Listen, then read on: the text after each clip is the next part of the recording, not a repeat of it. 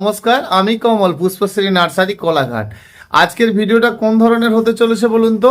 আজকেরটা হচ্ছে এই ধরনের, আমরা যখন গাছে খাদ্য দিই আর খাদ্য দেওয়া নিয়ে আমরা প্রত্যেকটি বন্ধু কিন্তু এক চিন্তায় পড়ে যাই, কেমন দেব, চন্দ্রমল্লিকা, ডালিয়া, অন্যান্য বারোমাসি গাছেদের ক্ষেত্রে এই ধরনের কোন খাদ্য দেব, আর এই নিয়ে ভীষণ চিন্তায় পড়ে যায়। তো চলুন এই বিষয়টা নিয়ে আজকে আলোচনা করি।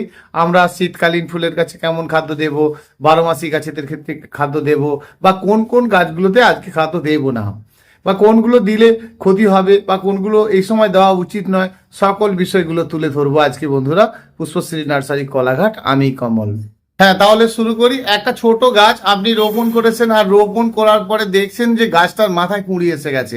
তাহলে এই চন্দ্রমল্লিকার গাছটার মাথার কুঁড়িগুলো কি আপনি কেটে দেবেন? আর আপনার হাতে সময় কি আছে, এটা আপনাকে সর্বপ্রথম জানতে হবে। দেখুন, চন্দ্রমল্লিকার গাছ রোপণ করেছেন, এটা কোন মাস চলছে আপনি কি একবার ভেবে দেখেছেন? এই সময় কিন্তু এই চন্দ্রমল্লিকার আর বিশেষভাবে কুঁড়ি টোকা যাবে না, কারণ এরপরে যদি আপনি কুঁড়িগুলোকে টুকে ফেলেন না, তাহলে আপনি ফুল পাবেন কখন? গাছটা আপনার গ্রোথ হতেই থাকবে আর বৃদ্ধি পেতেই থাকবে। তাহলে আপনার একেবারে সে গ্রীষ্মকালে গিয়ে ফুল হবে। হ্যাঁ, তাহলে কি গ্রীষ্মকালে চন্দ্রমল্লিকার ফুল হবে না? কে বলেছে আপনাকে? তাহলে আমরা কোন কোন ধরনের চন্দ্রমল্লিকা গ্রীষ্মকালে করতে পারি, আর খাদ্যটা আবার কেমন দেব? তাহলে গ্রীষ্মকালে যদি এই চন্দ্রমল্লিকারই ফুল নিতে হয়, তাহলে কিন্তু দেশীয় পম্পম চন্দ্রমল্লিকা নয়। দেখুন, যে চন্দ্রমল্লিকাগুলোর ফুল হয় সেটা আপনাকে হয় থাইল্যান্ডের চন্দ্রমল্লিকা নিতে হবে বা পুনা চন্দ্রমল্লিকা নিতে হবে। এরা কিন্তু আপনাকে গ্রীষ্মকালে ফুল দেবে।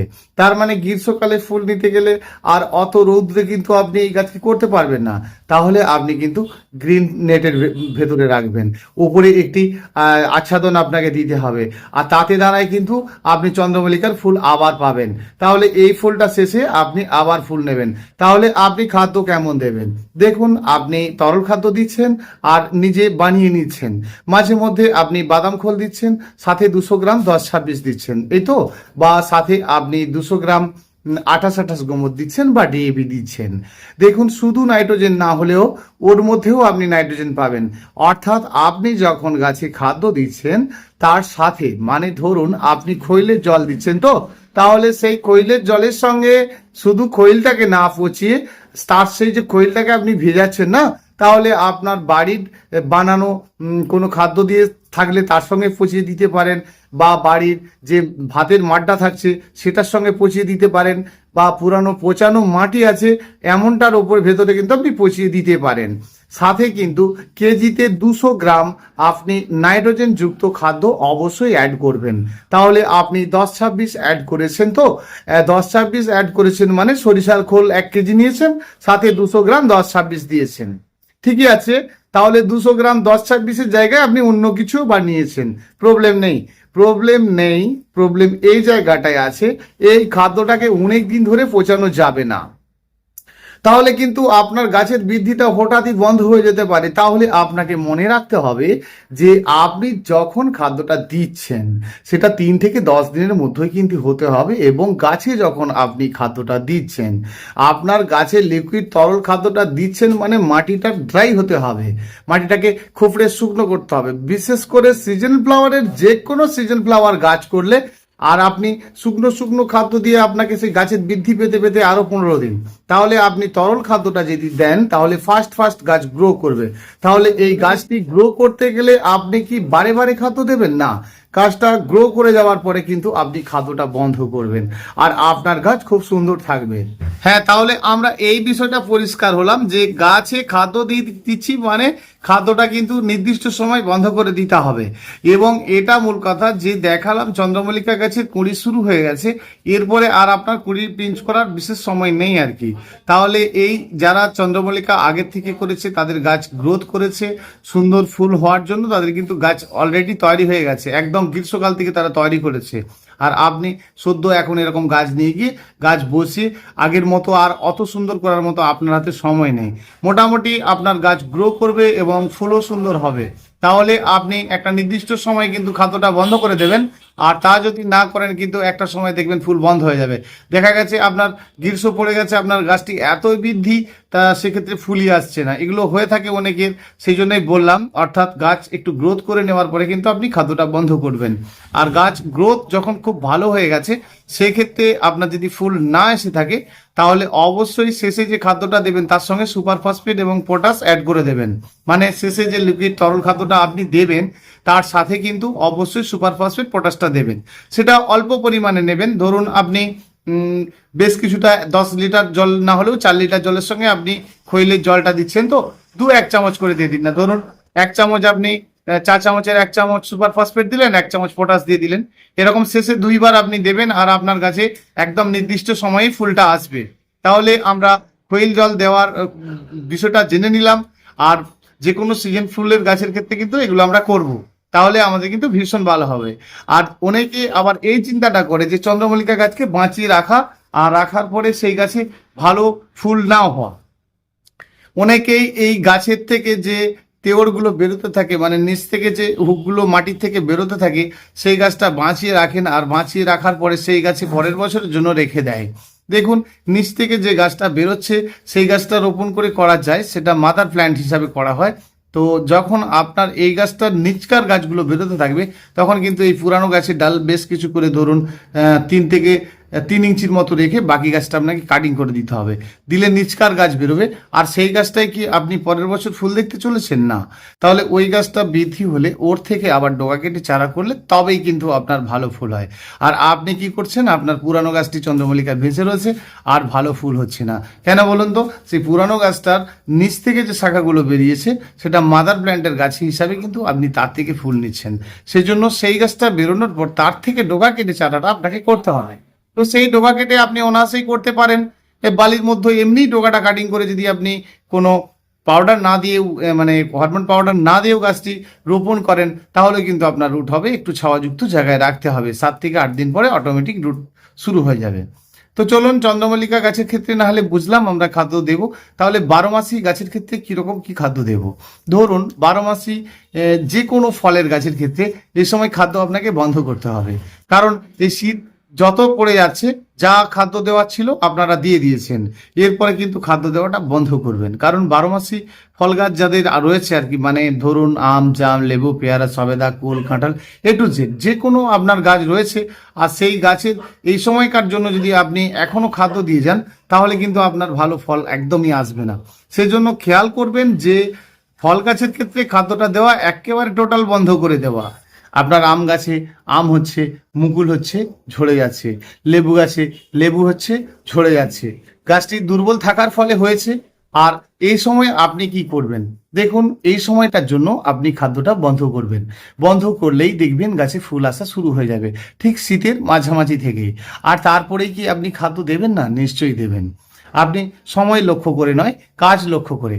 আপনার ধরুন 15 দিন পরেই এই শীতেই আপনার আম গাছে মুকুল এসেছে, আর মুকুলটা এসেছে মানে তার থেকে মুকুল থেকে সবুজ সবুজ ভাব ফলের আকৃতি ধারণ করেছে, তারপরেই কিন্তু আপনি খাদ্য দেবেন। আর আপনি ভাবছেন শীতের সময় ফলের গাছে খাদ্য দেব?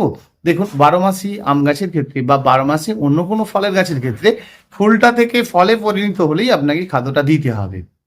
তাহলে আমাদের যে গাছগুলোতে ফল আসছে না বা এখনো দেরি আছে ফল আসতে, তাদের ক্ষেত্রে কি আমরা শীতে খাদ্য দেব? না।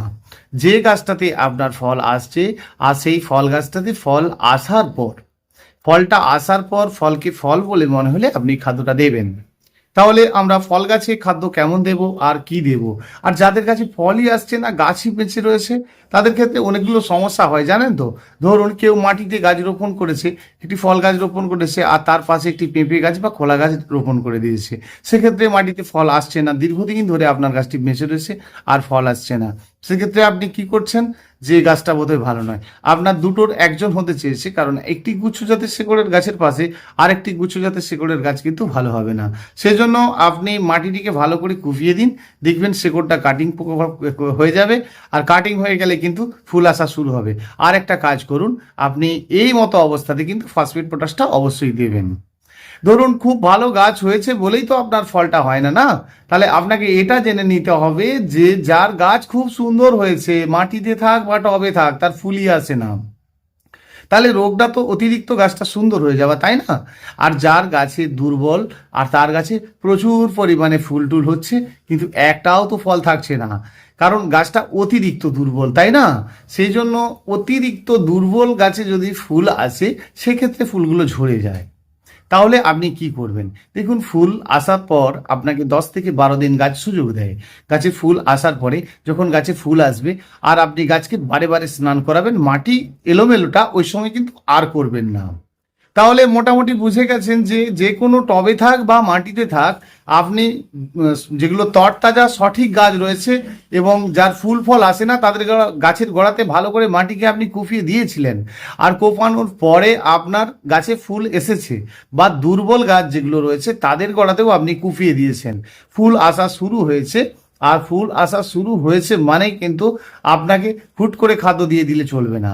ফুল এসে যাওয়া মানে গাছের গোড়ায় ডুবিয়ে জল দেওয়া, গাছকে বারে বারে স্নান করানো, আর স্নান করানোর পরেই দেখবেন ছোট ছোট ফলের আকৃতি ধারণ করছে ফল বলে। তারপরেই আপনাকে এইটুকু পয়েন্টের মধ্যে কিন্তু খাদ্যটা দেওয়া শুরু করতে হবে, আপনাকে বুঝে নিতে হবে। খাদ্য আপনি যতই গাছে ওষুধ স্প্রে করুন না কেন, গাছের ভেতর থেকে গাছ স্ট্রং না হলে ফলটিকে কিন্তু রাখতে পারবেন না। এটা আপনাদের বাড়িতে গাছ রয়েছে আর আপনারা তা জানেন। সেজন্য গাছে যখন ফলটা এসে যাচ্ছে তারপরে কিন্তু আপনি সদ্য সদ্য খাদ্য 3 দিন ভিজিয়ে সে লিকুইড খাদ্যটা দিন। লিকুইড খাদ্য দিলে ফাস্ট ফাস্ট কাজ হবে। তাহলে আমরা কি বানিয়ে রাখতে পারবো না খাদ্য? ধরুন আপনার বাড়িতে মোটামুটি এই ফল গাছের সেটা বুঝে গেলাম, বহু ধরনের গাছ রয়েছে। ধরুন 12 মাসি ফুলের গাছ হিউজ পরিমাণে আপনি রোপণ করেছেন, আর রোপণ করেছেন মানে সেই গাছে আপনি খাদ্য দেবেন কি দেবেন না এরকম একটা ভাবনা চিন্তা আপনার মধ্যে রয়েছে তো? হ্যাঁ, গাছে কতগুলো জিনিস চাই আর সেই জিনিসগুলো তুলে ধরতে হবে। গাছটাকে আপনি ছোট টবে রোপণ করেছিলেন, গাছটা আপনার বেঁচে গেছে, আর বেঁচে যাওয়ার পরেই আপনি খাদ্য দেওয়ার চিন্তা করছেন, এটাই তো? না, খাদ্য দিয়ে আপনি গাছ রোপণ করেছেন যে কোনো 12 মাসি ফুলের গাছ। তাহলে প্রথম থেকেই শুরু করা যাক যে আপনি গাছটিকে যখন রোপণ করছেন অনেক দিন ধরে আপনার খাদ্য বানানো ছিল, আর সেই বানানো খাদ্যের সঙ্গে আপনি মাটি মেখে গাছটি রোপণ করেছেন।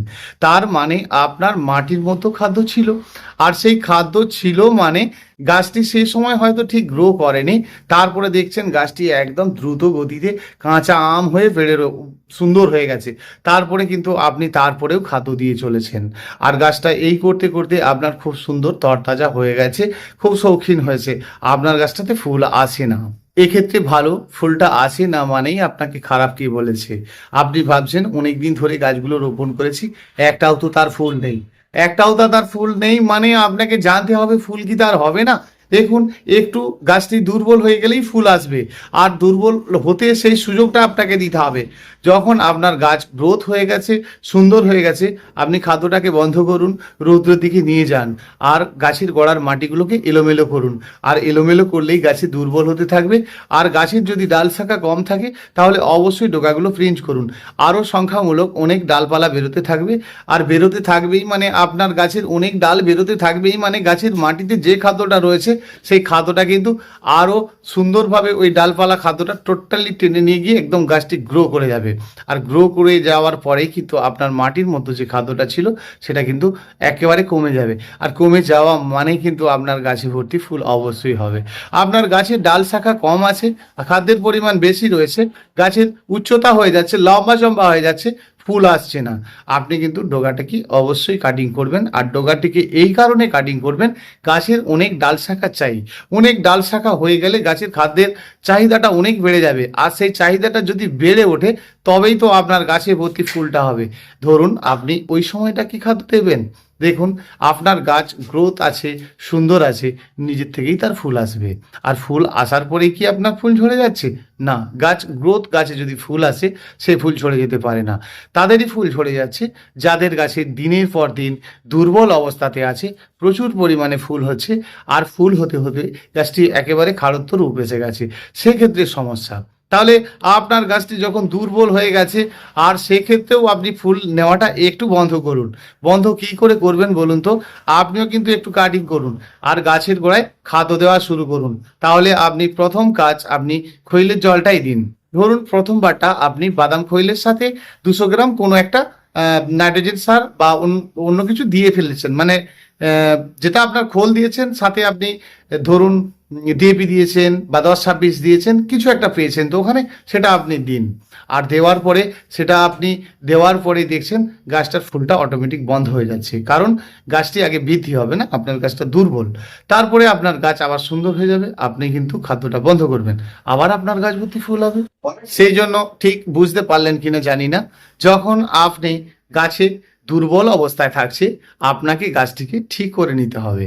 আর ঠিক করে নিতে হবে মানে আপনার ফুল নেওয়াটা বন্ধ করার জন্যই বললাম, আপনাকে পুনরায় খাদ্য দিয়ে গাছটিকে গ্রোথ করে নিতে হবে। আর যার গাছ গ্রোথ হয়ে গেছে, খুব সুন্দর হয়ে গেছে, তাকে খাদ্যটা বন্ধ করে দিতে হবে। ঠিক বুঝেছেন তো? তাহলে এবার আসি, আপনি কিভাবে খাদ্যটা দেবেন বলুন তো। আর আপনি বানিয়ে রাখতে পারবেন না আপনার খাদ্যটা, আপনি বানিয়ে নিন। গাছের গোড়াতে খাদ্য বানানোর চেষ্টা করবেন না, আপনি একটা জায়গার ওপরে আপনার মনের মতো করে খাদ্য আপনি বানিয়ে নিন। আর সেই খাদ্যটা আপনি বেশি কম যাই হোক না কেন, কোনো ক্ষতি হবে না। আর সেই খাদ্যটা আপনাকে বানিয়ে নিতে হবে। একটা গাছ আর তার ফুল, দেখুন এই গাছটি যখন আপনি রোপণ করছেন, তারপরেই বন্ধ হচ্ছে ফুল। কেন বলুন তো? গাছটি তার সৌন্দর্যতার জন্য, নিজের বৃদ্ধির জন্য, সে কিন্তু আগে তার নিজের রূপটার কথা ভাববে। দেখুন এই মতো অবস্থায় ফুলটা বন্ধ হওয়া কয়েকটি দিনের জন্য ভালো। গাছটি প্রথমত গ্রোথ করে নিতে হবে, আর গ্রোথ করে নিতে গেলেই আপনাকে খাদ্যের পেছনে জোর দিতে হবে। তাহলে আপনি খাদ্য বানাচ্ছেন, কিভাবে বানাচ্ছেন বলুন তো? প্রতিটি খাদ্য নেবেন সমান সমান। জৈব সার বলতে আপনি ঠিক বুঝতে পারছেন না তো? আরে বাবা, আপনার বাড়িতে যে কিচেন কম্পোস্টগুলো রয়েছে, আর আপনি অনেক দিন ধরে বানিয়ে রেখেছেন একটা পাত্রের মধ্যে, কি বানিয়েছেন? আনাজের খোসাগুলো, কলার খোসা, পেঁয়াজ খোসা, A to Z আপনি একটা জায়গায় পচিয়ে রেখেছেন। সেই পচানো খাদ্যটাকে আপনি শুকনো করে রেখেছেন খুব সুন্দর যত্নার্থী করে, সেটাকে নিয়ে আসুন। আপনি ভার্মি কম্পোস্ট দিতে চেয়েছেন না, দেবেন তো। ভার্মি কম্পোস্টের বিরাট কাজ, তার ব্যবহার জানতে হবে। সেই ভার্মি কম্পোস্ট আপনি নিয়ে আসুন, আপনার যেগুলো যেগুলো আছে আপনি নিয়ে আসুন না। এমন আপনার পড়ে থাকা অনেক দিনের পচানো ভাত রয়েছে, বাড়ির চাল রয়েছে, চায়ের পাতা রয়েছে, দেখুন এগুলো কাজের জিনিস, এগুলো বেকার না, এগুলো নিয়ে আসুন। কেমন? এর যে আপনি জলটা তো গাছে দিয়েছেন লিকুইড খাদ্য হিসাবে, তাহলে এর খসাগুলো নিয়ে আসুন, আর একটা পলিথিনের মধ্যে দিয়ে দিন, এর সাথে বালি দিন, আপনি ভার্মি কম্পোস্ট দিন, আপনার ওই কোকোটা দিন যেটা আপনি বানিয়ে রেখেছেন আর কি, বা কোকোপিট থাকলে আপনি দিন। তাহলে এর সঙ্গে আপনি মাটিটাও দিন, আর তার সাথেও আপনি বানানো খাদ্যটা বানিয়ে নিন। কেমন বানাবেন বলুন তো? আমি বলছি আর আপনি শুনে নিন। ধরুন আপনি লেদার মিল পেলেন না, দিলেন না, আপনি পেয়েছেন বোন ডাস্ট, নিলেন, সাথে দিচ্ছেন বাদাম খৈল। বাদাম খৈল পেলেন না, দিলেন না, নিন নিম খৈল। এমন ধরনের 6 রকম জৈব সারের ব্যবস্থা করুন, সাথে 2 রকম নাইট্রোজেন সার দিন। কেমন দেবেন বলুন তো? তাহলে ধরুন আপনি 10-26 তো আর সম্পূর্ণ নাইট্রোজেন নেই, তাহলে আমি চেয়েছি অল্প পরিমাণে, বারে বারে গাছকে নাইট্রোজেন খাইয়ে গাছের একটা নেশা তৈরি হয়ে যাবে। আর সেটা যদি দিতে হয় তাহলে তার বরাবরই দিয়ে যেতে হবে। তাহলে আমি আমার মাটিতে সব রকম লাগবে, আমি পরিমাণে অল্প স্বল্প দেব। তাহলে 6 রকম এমন বানানো সার দেব। ধরুন আপনি 3 রকম সার কিনে নিয়ে এসেছেন দোকান থেকে, খোল নিয়েছেন, বনডাস নিয়েছেন, আর কি নিয়েছেন? আপনি আপনার ওখানে নিম খোল, বাদাম খোল, সরষার খোল, শিংদানা যা পেয়েছেন নিয়েছেন, সাথে আপনার বানানো সারগুলো ছিল, সবে মিলিয়ে 6 রকম আমি চেয়েছি। সাথে কিন্তু আপনি 2 রকম এই সারটাও অ্যাড করে দিন। কি দেবেন? 10-26-26টা অ্যাড করে দিন, আর আপনি ডিএপি বা 28-28 গোমরটা অ্যাড করে দিন। মনে রাখুন, যা নেবেন সমান সমান নেবেন। তাহলে আনলিমিটেড কোনটা? ধরুন আপনি আনলিমিটেড আপনার বানানো খাদ্যটা, আপনি যে ভার্মি কম্পোস্টটা নিয়ে এসেছেন সেটা, আপনি যে কোকোপিটটা নিয়ে এসেছেন সেটা, আপনি যে ভাতটা দিয়েছেন সেটা, আর তার সাথেই কিন্তু আপনি এই খাদ্যগুলো সমানে সমানে নিয়েছেন, আর এগুলোর সাথে একসঙ্গে মেখেছেন, আর মেখে রাখার পরে আপনি জলে ছিটে দিয়েছেন। কটা দিন পরে বুঝে যাবেন যে ওটা কি হতে পারে। আপনারা সদ্য সদ্য তো গাছে দিয়ে ফেলেন না, ট্রাই করে দেখুন, ওটার সঙ্গে একসঙ্গে মেখে ভালো করে জলে ছিটে দিয়ে পলিথিনটা ঢেকে রাখুন। দেখবেন 6-7 দিন পরে দেখবেন একদম ভাত হচ্ছে, এত গরম মশলাটা। তাহলে ওটা যদি আপনার গাছের গোড়াতে থাকতো কি হতো আপনি ভেবেছেন? আর সেই জন্যই তো গাছে একেবারে জ্যান্ত খাদ্যগুলো দিয়ে সব গাছগুলোকে মেরে ফেলা। এই সর্ষের খোল দিলেন, আবার জল দিয়ে দিলেন। এই আপনি বাদাম খোল দিলেন বা ডিএপি দিলেন, গাছে জল দিয়ে দিলেন। এইভাবে গাছগুলোর ক্ষতি করা, এটা করার দরকার নেই। এটা খারাপ না, এটা আপনাকে আলাদা জায়গায় বানিয়ে নিতে হবে। 7 দিন পরে মনের মতো করে নিজের মতো করে আর আপনি দিতে থাকুন, নো প্রবলেম। আপনি অল্প স্বল্প করে দিতে থাকুন, একটু বেশি পড়ে গেলে সমস্যা নেই। ওই খাদ্য বানানোটা দেওয়ার পরেও জল দিন, কোনো ক্ষতি নেই। দেখুন এমন আপনি দিয়েছেন আর দেওয়াটা দরকার। এভাবে করতে থাকুন, আপনার গাছে সুন্দর হতে থাকবে। আজকে শুধু খাদ্যের বিষয়টা নিয়ে বলে দিলাম, না বুঝতে পারলে অবশ্যই ফোনটা করে নেবেন। ফোন নাম্বার তো জানেন, 9609456194। যেটা আপনি মাঝে মাঝেই করবেন আপনার না বুঝতে পারার কারণে।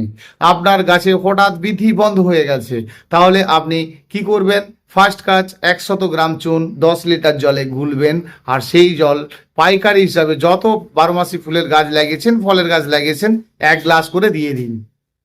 ঠিক বুঝতে পারছেন তো? দিয়ে দেখুন পারফেক্ট কাজ পাবেন। আপনার দেওয়ার পরেই কি শেষ কাজ না, মাটিকে ভালো করে খুবড়ে দেবেন, কারণ মাটিটা অনেক দিন ধরে আপনার ড্যাম্প হয়ে রয়েছে। সেই জন্যই তো গাছ রোপণ করেছেন, আর গাছ রোপণ করার পরেই কিন্তু আপনার বৃদ্ধিটা অফ আছে। নেক্সট, আপনি গাছ রোপণ করেছেন আর গাছ রোপণ করার পরে একদম বাড়ছে না। আমি আপনাকে বললাম 12 মাসে ফুল গাছের ক্ষেত্রে 20-21টা দিন পরে খাদ্যটা দিন।